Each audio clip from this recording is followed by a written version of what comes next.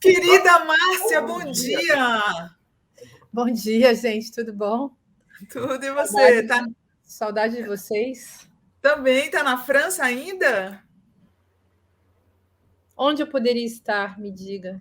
É verdade, Márcia. Eu, bem que também, às vezes, me dá vontade de meter o pé na tábua, né? Pé na tábua. Olha só, eu vi você comentando lá no Twitter sobre o discurso da Michelle Queiroz, Michelle do Queiroz.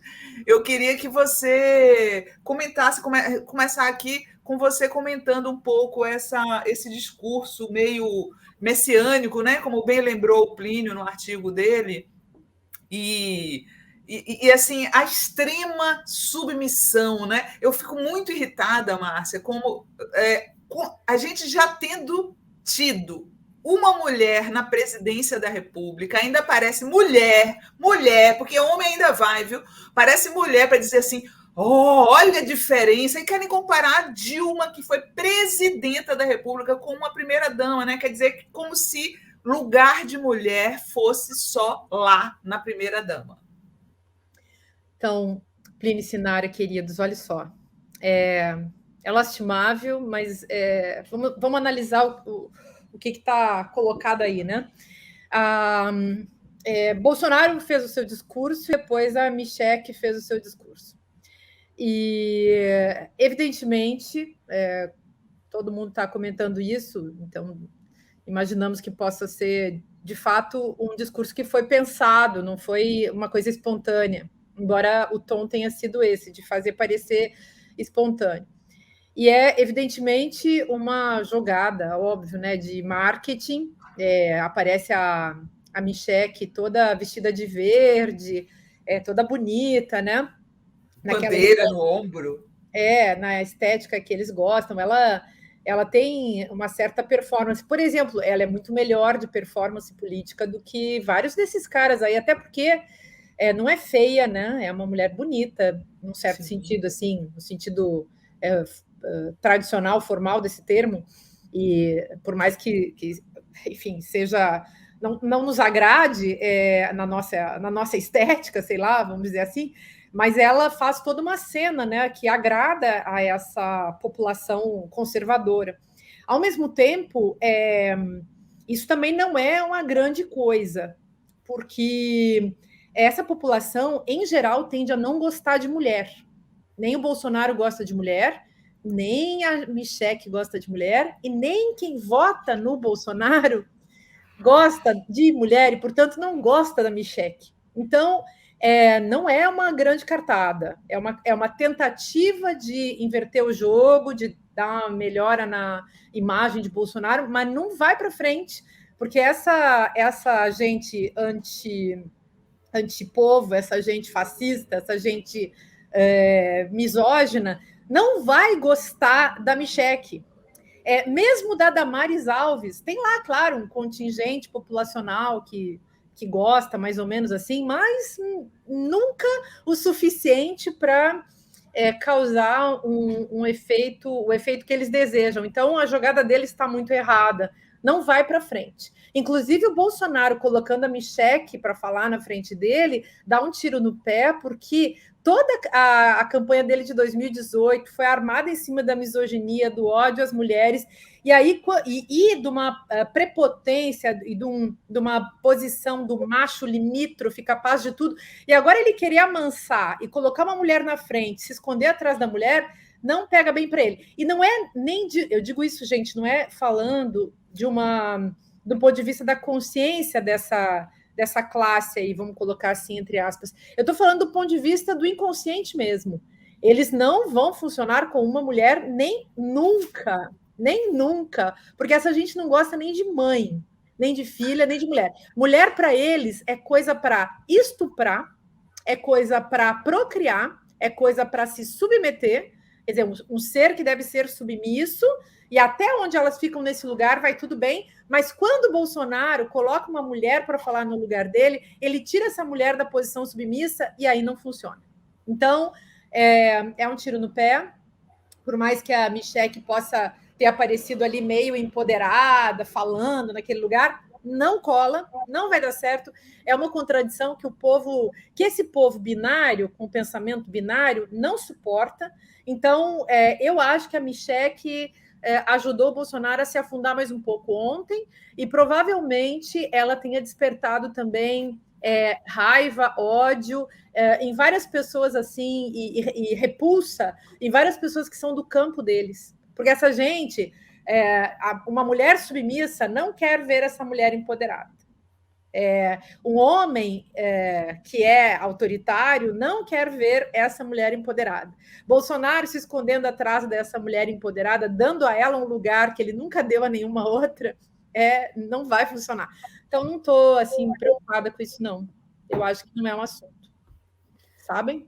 Agora, é curioso assim a performance, né? A cena, então bota aquela cor ridícula, a bandeira. Lembra aquela outra, como é que é a de São Paulo? A Janaína Pascoal, né?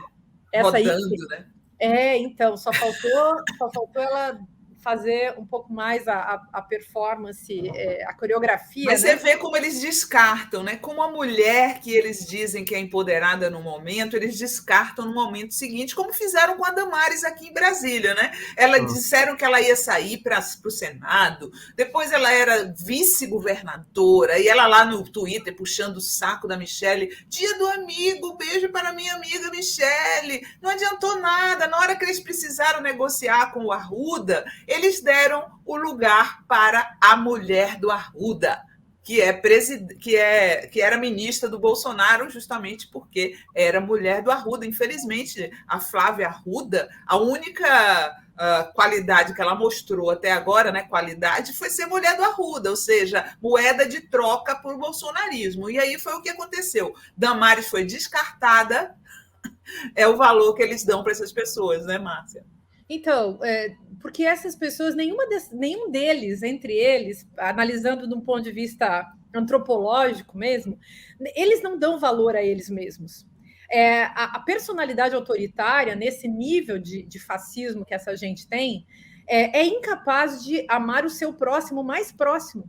Então, não existe amor entre essas pessoas, nem entre pais e filhos. Quando um pai diz que prefere o filho morto do que um filho homossexual, ele está declarando ódio ao seu próprio filho. Então, essas pessoas elas funcionam dentro de um jogo que, em psicologia, em psicanálise, né, e também na psicanálise social e na filosofia social que pega esses conceitos da psicanálise, se chama de sadomasoquismo. Então, é um jogo de submissão a um líder autoritário, por exemplo, mulheres submissas a um marido autoritário, e filhos submissos a um pai autoritário. Um pai autoritário submisso ao autoritário que ele considera que está acima dele. Por exemplo, no caso de um presidente da República ser submisso ao presidente de uma outra república. Um presidente da República que ama a bandeira de outro país. É um tipo de submissão. Óbvio, né, gente, que eu não estou citando nomes porque não precisa mais. Todo mundo conhece esses casos, né? Então, é isso que está em jogo. E a relação sadomasoquista é uma relação que as pessoas, assim... caem, né? Elas, digamos, é muito fácil você cair numa relação sadomasoquista se você não elaborou a sua subjetividade, se você não foi criado. Claro, estou falando se você não elaborou, considerando que você pode ter vindo de uma família cheia de ódio. Ao mesmo tempo, você pode ter vindo de uma família cheia de amor e ter aprendido isso. Então, vai ser muito difícil de você forjar numa família muito amorosa um jovem, uma criança, um jovem, uma pessoa qualquer que seja carregada de ódio. Vai ser mais fácil o contrário, de uma família cheia de ódio, você poder, a partir de uma elaboração do ódio que foi recebido, você poder elaborar isso e se tornar uma pessoa que tenha amor no coração. Mas essa gente aí vive num circuito de ódio, eles dão ódio, trocam ódio entre eles e só se seguram porque tem o jogo da submissão autoritária. E por isso que quando eles têm a chance de fazer a marcha da família com Jesus, coitado de Jesus, né, numa hora dessas, mas eles vão para as ruas munidos daquele autoritarismo, todos enrijecidos, todos sentindo aquela obrigação mais armados, e como estão cada vez mais armados, eles são capazes de ir até as últimas consequências, e eu diria que são capazes de matar-se a si mesmos, matar-se entre eles. Então, um tiro de um pé que o Bolsonaro também... Aliás, não é o Bolsonaro que está dando. O Bolsonaro está propondo uma coisa muito, muito delirante. Ele está propondo, e ele fez isso nesse discurso aí do domingo, ele está propondo, aliás, há muito tempo ele vem propondo uma guerra civil, mas agora ele está propondo também que as pessoas entreguem a sua própria vida, que as pessoas, ele falou, 7 de setembro vai ser a última vez que vamos para as ruas, é tipo, vamos lá para morrer. Como a esquerda não vai para a rua, e a esquerda não tem vontade, estou chamando de esquerda aqui o genérico, tá? Ninguém do campo democrático tem vontade de matar ninguém, é todo mundo vivendo na paz e no amor, e por isso mesmo que está todo mundo assustado. Então, a esquerda não vai matar bolsonarista. E aí, o que acontece? Os bolsonaristas, todos armados entre eles, vão para a rua e vão se matar entre eles. Só pode ser isso. Claro que tipo Jim Jones, né? Você falou, nossa, parece seita, Jim Jones, né? Uma história que aconteceu, gente, nos anos 70, eu acho, que um fundamentalista ordenou que os fiéis se matassem. Realmente dá uma lembrança disso de seita, né? E Sinara, mais uma coisa, considerando que a Michele Bolsonaro fez esse discurso tentando colocar Bolsonaro numa posição de messias, numa posição de bom homem, tentou até, como você estava comentando antes, tentou fazer parecer que ele é um homem bonito, né? Quer dizer, ela fez ela deu esse tom messiânico. Imagina falar de cura, um homem que é totalmente doente, um homem cujo corpo, se a gente for lembrar daquelas filosofias políticas sobre o duplo corpo do rei, por exemplo, né? Esse corpo que é uma metáfora da cultura política do momento, do estado do poder no momento. É um poder corrompido, putrefato, um poder emerdecido.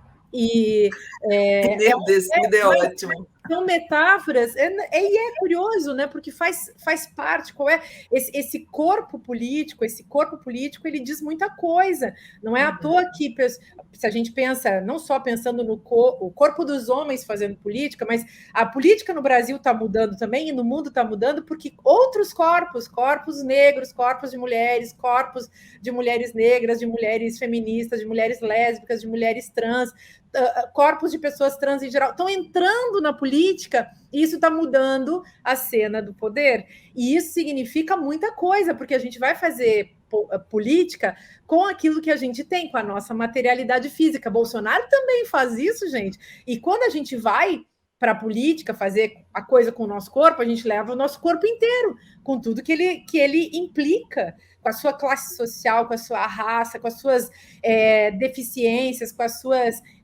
liberdades, com a sua sexualidade, e o resto, com suas doenças, com seus rancores, com suas vergonhas, com seus medos, leva tudo junto. Então, que Bolsonaro seja esse corpo físico aí fazendo política, esse corpo que tenta parecer o corpo do tiozão, bonachão, e que é, na verdade, um grande...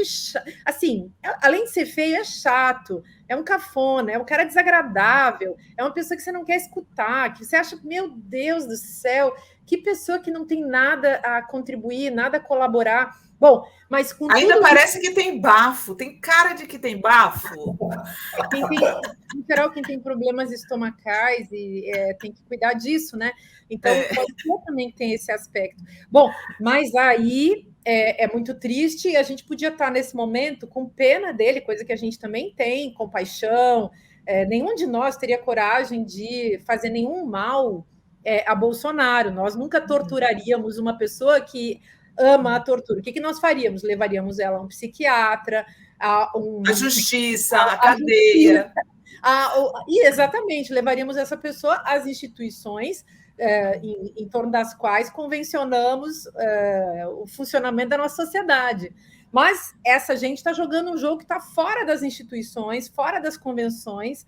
Essa gente está jogando um jogo do delírio do poder, do delírio do poder, do delírio governamental, de uma espécie de delírio que virou forma de governo, e eles chamam as pessoas, as populações, para esse delírio. O Bolsonaro, o que ele faz, desde que ele começou, mas no último ano, quando ele começa a perder poder, quando ele começa a ficar atrás de Lula, ele nunca teria sido presidente se o outro abestalhado lá de Curitiba,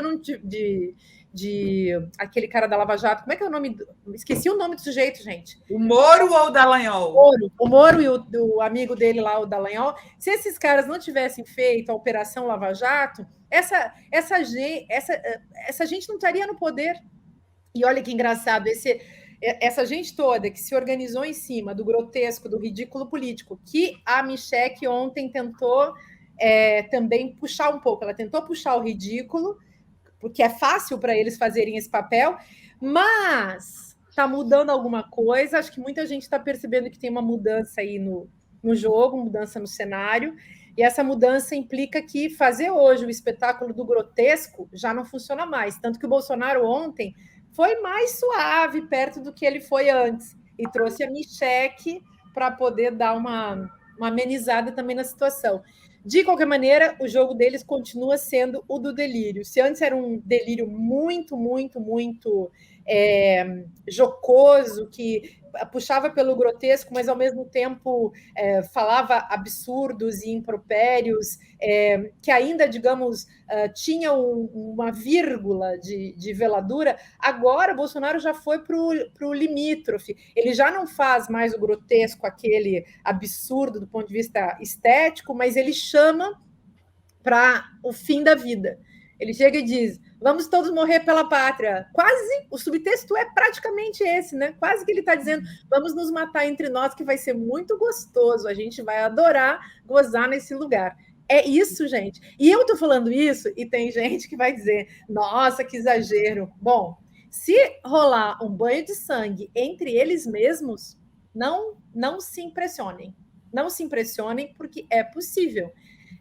É muito, muito triste imaginar que esse banho de sangue pedido, anunciado, sugerido, incitado pelo Bolsonaro já vem acontecendo, mas que possa acontecer também entre eles, pode ser uma nova fase desse desespero que, enfim, que faz com que todos eles entrem numa situação delirante. Eu vi um homem ontem, por exemplo, só para fechar esse aspecto, um homem que, o vídeo dele está circulando, ele estava vestido de verde e amarelo, mas ele também estava pintado de verde e amarelo, e ele urrava, gritava, né? Um mito, gritava assim, era um grito gutural, assim, primal, né?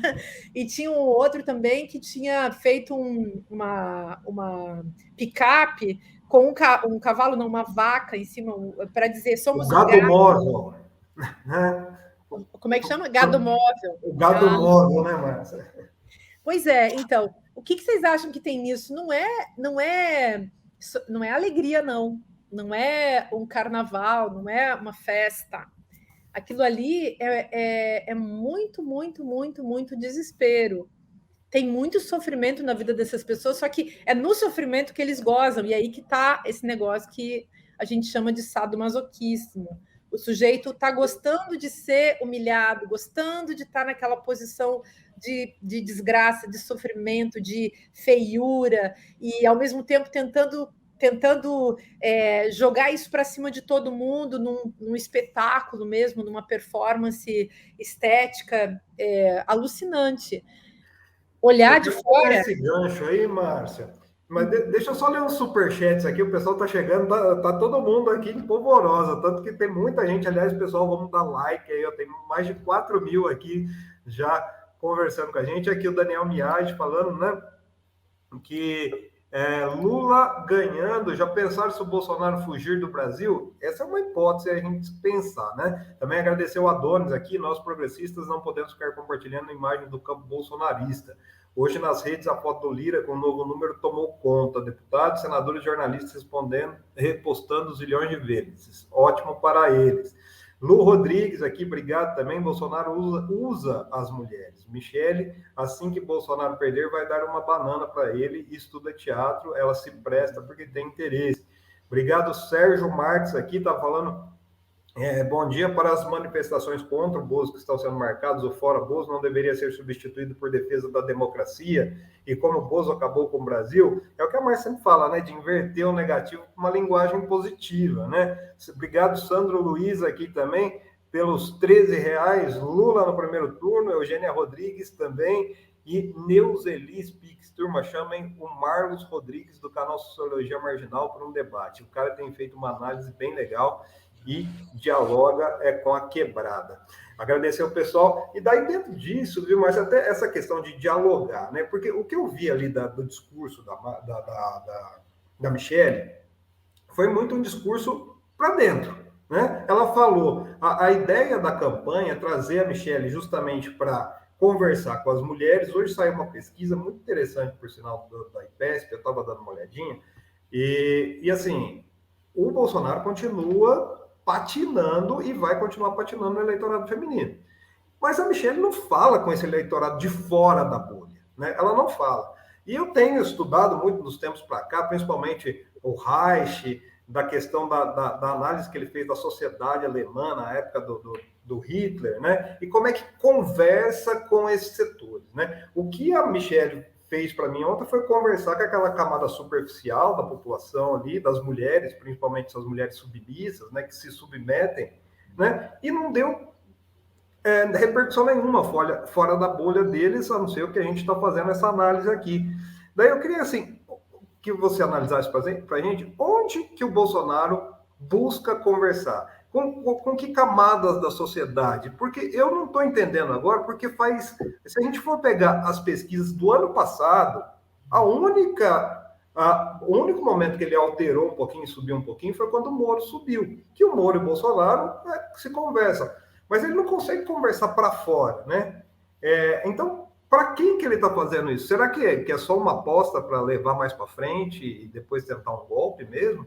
Aliás, assim, o palco ontem era uma beleza, né? Porque a Michelle estava discursando e você olhava atrás aquele monte de homem branco, né? Centrão, a torta e a direita lá atrás. Quer dizer, para a mulher que está assistindo aquilo, né? A mulher que tem uma certa consciência social, né? Nem precisa ser mas vai achar aquilo ridículo, não vai, não?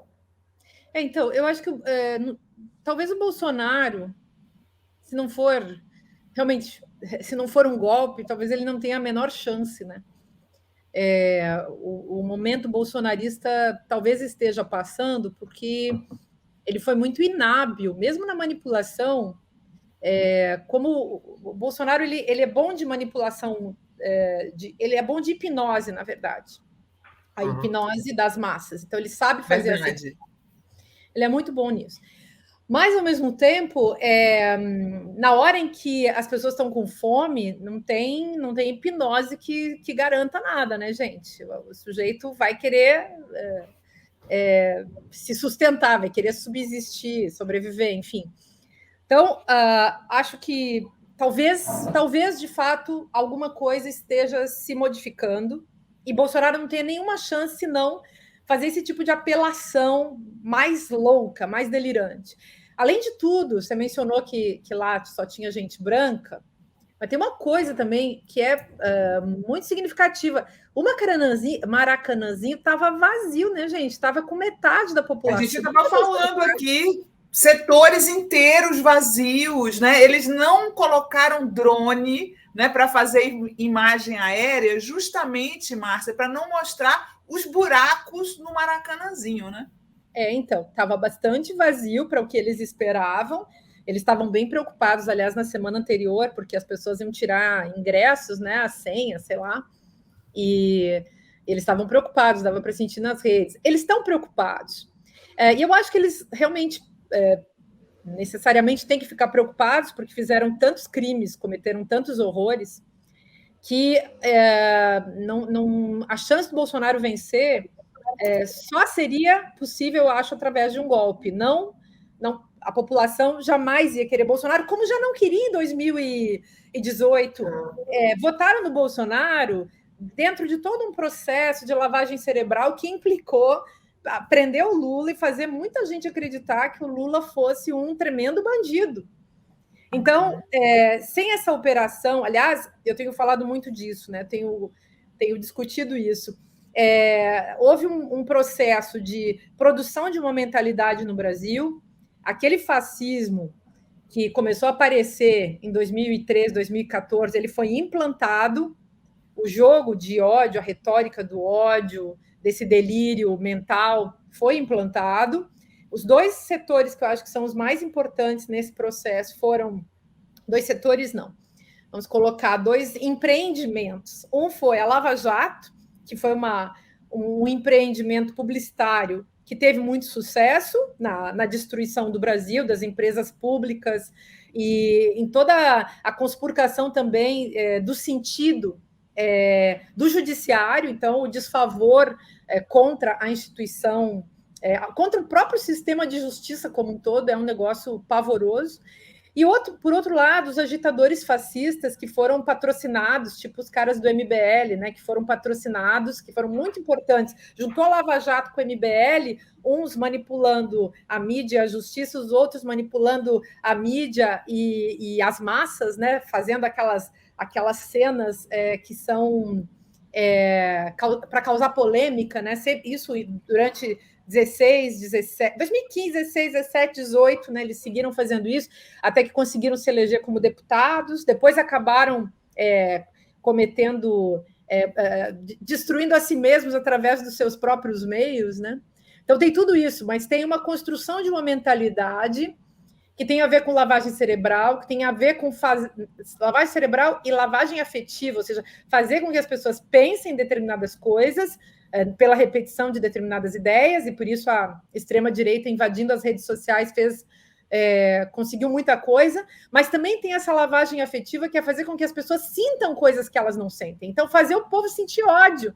E o povo, por isso que todo mundo fica, mas o povo brasileiro com esse ódio todo. O povo brasileiro não tem ódio. Sabe quem que tem ódio no Brasil? As tais elites, né? Que o Gessé Souza chama de elites do atraso. Nossa, ontem você está falando aí, Márcia, e eu vou entrevistar o Gessé essa semana e estava lendo o livro dele, né? A Elite do Atraso. As suas palavras estavam me fazendo lembrar o Gessé, e muito bom que você citou ele, né? E assim, é muito interessante porque o Gessé ele rejeita essa história de que a corrupção na política seja o maior dos nossos males, né? Que isso foi uma jogada, que não é a corrupção na política e o patrimonialismo são os maiores dos nossos males. Ele atribui justamente o nosso principal mal a essas elites atrasadas, o que inclui intelectuais do nosso campo também, né, Márcia? Pois é, mas então, eu concordo em parte com essa tese do Gessé, porque eu considero que esse monte de homem oligárquico fazendo política no Brasil, isso é a corrupção da política. Não é a corrupção de um partido ou a corrupção de algumas pessoas dentro de um determinado partido, não importa qual. É a corrupção da própria coisa. Essas oligarquias ocupando o espaço do poder, os espaços, os postos de decisão, os cargos de decisão todo o tempo, isso é a própria corrupção do sistema.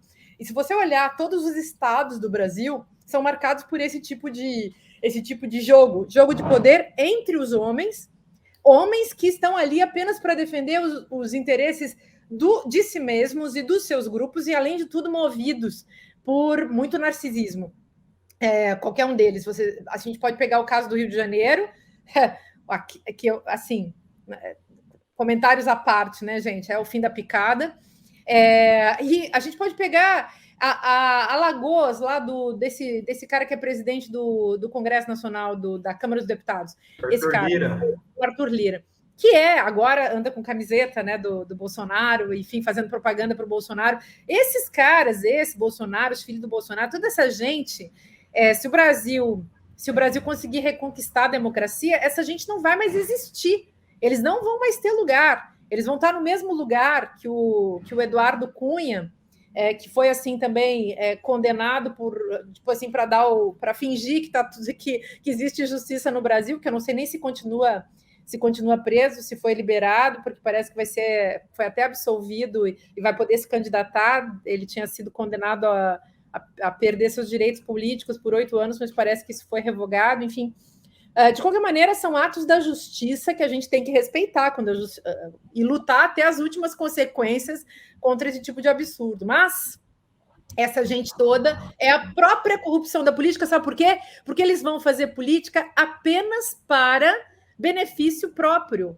Usar a coisa pública em benefício próprio, desviar dinheiro, criar o bolsoduto, o bolsolão do MEC, tudo isso é muita corrupção e tudo isso é idêntico. Isso que o Bolsonaro faz e o governo do Bolsonaro faz é idêntico nesse patriarcado que está na política, porque no Brasil, sim, está em vigência um patriarcado branco ou pseudo-branco na política. São esses homens aí que são donos do poder e quem tenta invadir esse território, penetrar nesse território, é tratado que nem intrusa ou intruso. O próprio Lula, por vir do Nordeste, por vir da pobreza, por vir da fome, por vir do sindicato, ele foi constantemente considerado um intruso nessa política desses homens engravatados, desses Aécio Neves, com o Fernando Collor de Mello, com o Fernando Henrique Cardoso, com todos todos esses personagens que nos dão muita vergonha, para não dizer coisas mais feias aqui num programa de respeito como o de vocês. Ô, Márcia, aliás, eu quero pegar esse gancho aí também. Só ler aqui também a Neuzelis Pix falando: quando ouço a Márcia, penso quanto erramos no projeto de educação, filosofia essencial na escola básica. Também o Luiz Ramalho falando: e isso é uma coisa que o Supremo está mantendo a democracia, porque os restantes dos poderes estão todos comprados. Para a gente ter que acreditar no Supremo, no processo histórico que a gente viveu, a gente vê a situação que está o país, né? Edson Antunes também, quem tem competência... aqui, ó... isso aqui acho que é bolsominion, né? Quem tem competência para fraudar urnas eletrônicas é a esquerda, a direita mesmo do poder é incompetente. Então, nem entendi o que ele quer dizer aqui. Mas, enfim, pegando esse gancho, que você está falando dessa questão histórica que existe no Brasil, dessas elites brancas, a gente teve ainda esse fim de semana a disfarçatez do Michel Temer de falar que a Dilma é honestíssima, né? É uma coisa assim, que a hora que eu vi aquilo, me enojei, assim, deu um ânsia de vômito, porque ele veio falar isso agora, dentro desse processo. E a Dilma, é lógico, do alto da grandeza da Dilma, falou que a história não perdoa a prática da traição, né? Mas o que me impressiona é assim, talvez a arrogância, a prepotência que esses homens brancos têm, de achar que eles ainda continuam falando, e eles continuam, né, na verdade, falando tudo que ele acabou de entregar, que houve um golpe, e as instituições não fazem nada. Ô, Plínio, mas você sabe por que esse vampiro faz isso? Primeiro, porque ele é um parasita. Ele não tem existência política. Ele deu o golpe dos golpes. Ele foi o pivô dessa coisa toda. Foi ali a figura que fez essa combinação, que topou essa parada ridícula. E aí, como ele não tem existência, como ele não é ninguém, ele vai tentar parasitar a Dilma, que ele parasitou durante todo o tempo. Aliás, o MDB só parasita o PT a vida inteira, e o PT, coitado, se deixa parasitar por essa gentalha da maçonaria do pior tipo. E aí, essa gente, assim, que não merece o nosso respeito, porque realmente não se dão ao respeito. Aí você pensa, um cara que vai, depois de tudo, tentar parasitar a mulher na qual ele deu o golpe, e aí vem o segundo setor, que merece realmente também ir para o inferno, que é a mídia golpista, botando o tal do Michel Temer, né? Porque a única coisa que ele invoca em nós é o medo do vampiro que volta das catacumbas, né? Que volta lá da escuridão, das profundezas da sua morte, da sua morte viva, né? Esse morto-vivo, né? Essa figura, né? A figura do morto-vivo que retorna, apoiado por uma mídia também morta-viva, uma mídia que não se dá ao respeito e que começa a criar caso em torno da Dilma como se ela devesse se submeter ao canalha que deu um golpe nela. Então, canalha, golpista, vampirão, nojento, repulsivo, e a mídia que o acompanha é igual. Desculpem, gente, que nessa hora eu fico realmente muito irritada. Porque aí os caras dizendo, porque o MDB não vai mais apoiar o PT, não vai apoiar Lula porque Dilma disse isso em relação ao Temer. Assim, um belo VTNC, nessas horas, faz o maior efeito. Que mídia mais canalha, que gente mais canalha, querendo que uma mulher que passou pelo que passou, como a Dilma foi, ainda vá ouvir um canalhaço desses que não merece o ar que respira. Gente, essa coisa realmente me irrita. Eu fico assim, besta. Menos pelo tamanho verminoso, né? o tamanho de verme, de lombriga do Michel Temer, do que por essa mídia que fica apoiando isso e criando falsas polêmicas em torno da figura de Dilma Rousseff. Pelo amor de Deus, assim, é um absurdo tão grande. Aí, questão, Lula vai vencer. Gente, mas essa gentalha que não se enxerga, que não tem respeito, essa gente assim que dá vergonha de você realmente ser um ser humano brasileiro, essa gente vai continuar aí. Então, essa gente vai continuar falando, essa gente vai continuar se expressando, e nós vamos ter que realmente criar um projeto nacional de educação, cultura, comunicação, para que o Brasil possa vibrar na alegria, no amor, na generosidade, na solidariedade, num futuro com dignidade, com uma vida justa e boa para todo mundo, apesar dessas pessoas nefastas e canalhas que, enfim, o Brasil está cheio. Desculpa, porque eu sempre falo isso. Viu, Márcia? Eu sempre falo aqui, acho que eu já até consigo. E tem que ter um projeto terapia para todos, porque, olha, não dá para viver na sociedade desse jeito. As famílias. Meu divã, minha vida, eu também falo.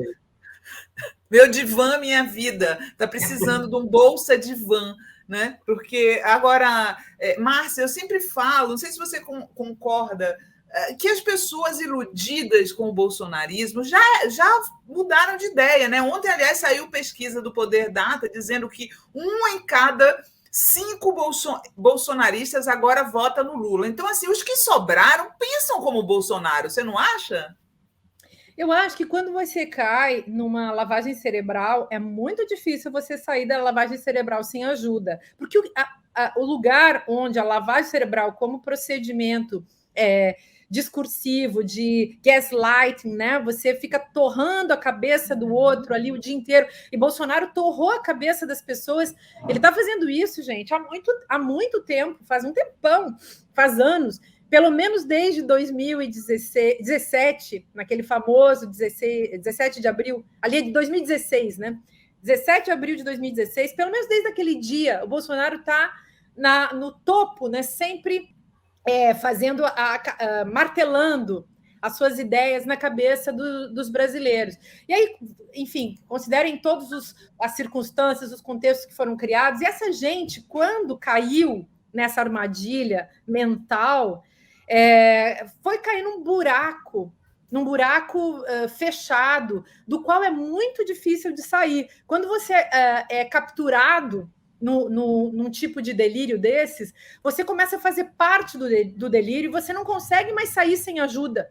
E por isso, quando vocês chamam essa terapia coletiva, bolsa terapia, eu acho que isso faz todo sentido. A gente tem que encontrar uma maneira de fazer isso. Mas com certeza que a gente precisa de uma psicanálise para as massas. As pessoas precisam ter acesso a um cuidado de si, ao cuidado da sua própria cabeça. E, claro, filosofia, cultura, arte, educação, um audiovisual que seja respeitoso, enfim, todos os campos das artes aí podem ajudar muito, porque ajudam as pessoas a se questionar, a conviver com outras afetividades para além do ódio. Hoje no Brasil, o Bolsonaro botou o ódio em cena e todo mundo opera no ódio. E quem não gosta do ódio está deprimido. Por quê? Porque não quer viver outras coisas, quer sentir outras coisas e não consegue sentir outras coisas, então acaba ficando deprimido. Porque o convite hoje é de cair no ódio, de aceitar o ódio e de começar a funcionar a partir dele.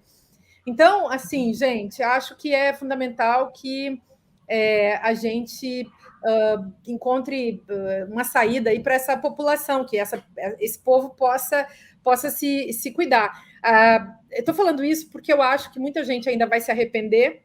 Eu não duvido que haja pessoas que, na hora de votar em Bolsonaro, lá na urna, reflitam e façam o contrário.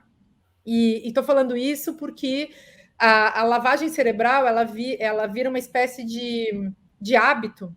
As pessoas começam a funcionar na superfície, e se elas fossem buscar nas profundezas o que elas realmente desejam e sentem, eu não duvido que elas acabem apertando a tecla contrária.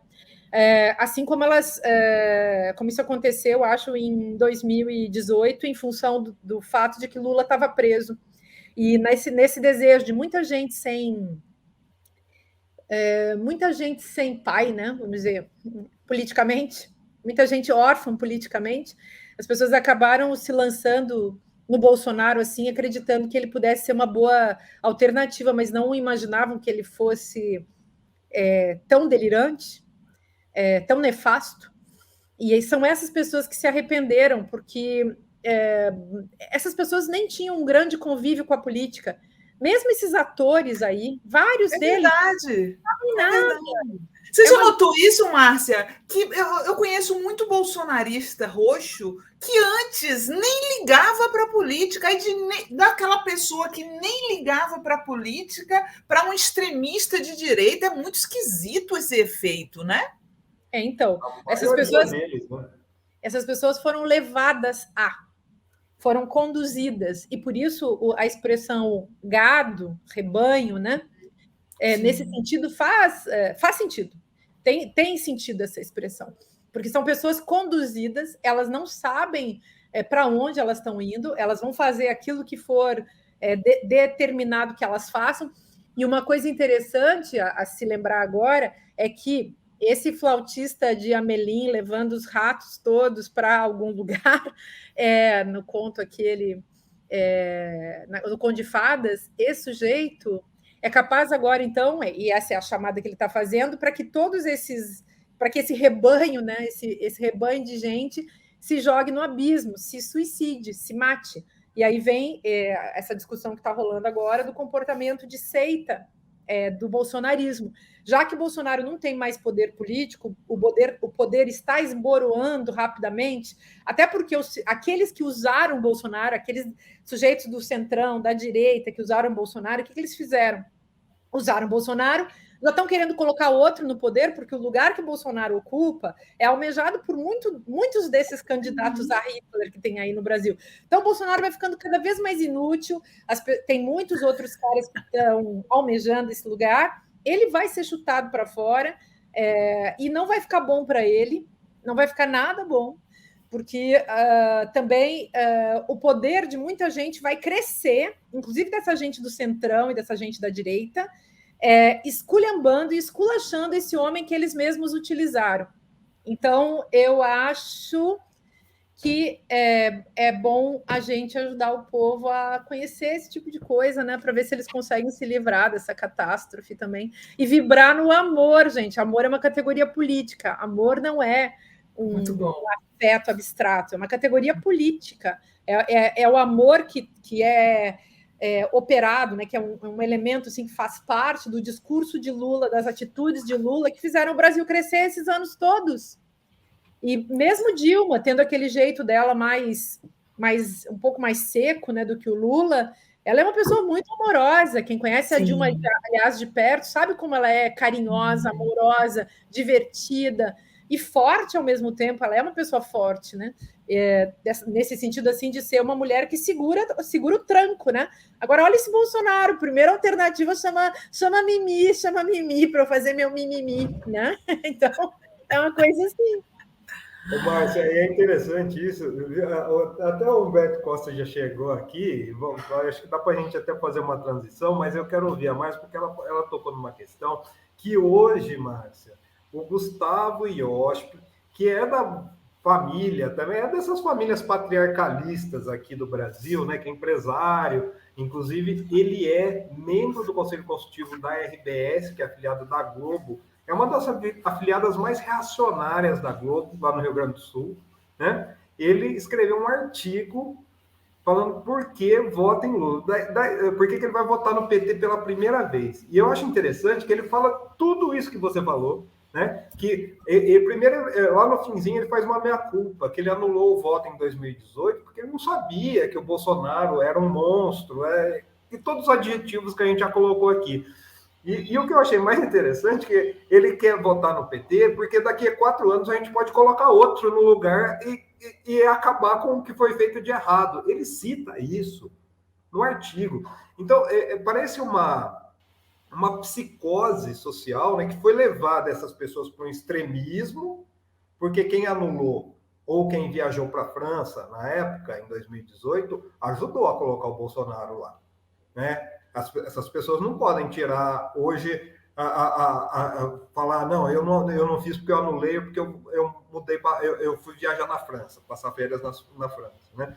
Mas, assim, parece que está havendo, aos poucos, uma tomada de consciência, mas, ao mesmo tempo, tem essa questão que você falou, de pessoas cada vez mais ensandecidas com essa incitação, né? Então, só para a gente fechar aqui, daí depois a gente já traz o Humberto Costa, né, Sinara? Sim. Eu queria que você... Até